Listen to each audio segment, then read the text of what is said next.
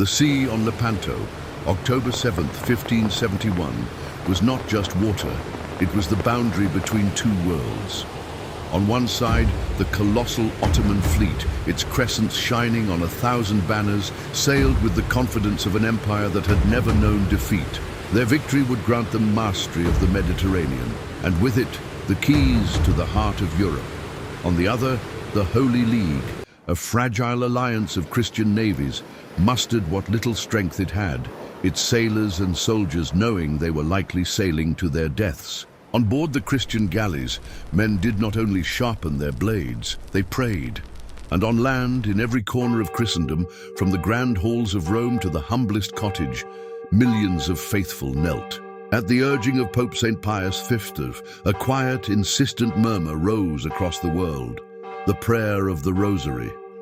This was their true fleet, an unseen armada of faith against the visible one of steel and wood. As the battle commenced, the air was torn by the shriek of cannon and the splintering of masts. By all military logic, the smaller, less cohesive Christian fleet should have been overrun. But then, something impossible happened.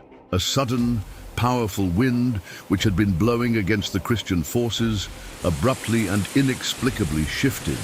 It filled the sails of the Holy League's galleys, giving them the momentum they needed, while leaving the Ottoman ships becalmed and vulnerable.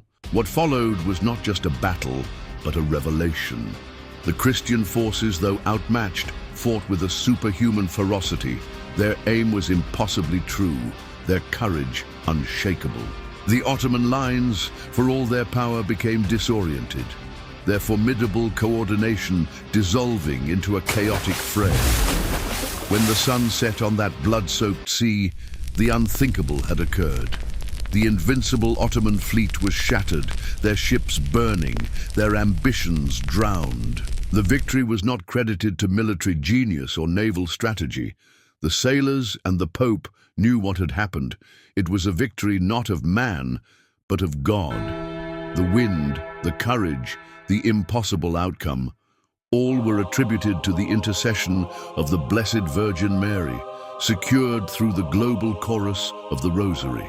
On that day, a humble string of beads proved to be the most powerful weapon in all of Christendom, turning the tide of history and whispering a timeless truth, that faith can stand against any fleet, no matter how great.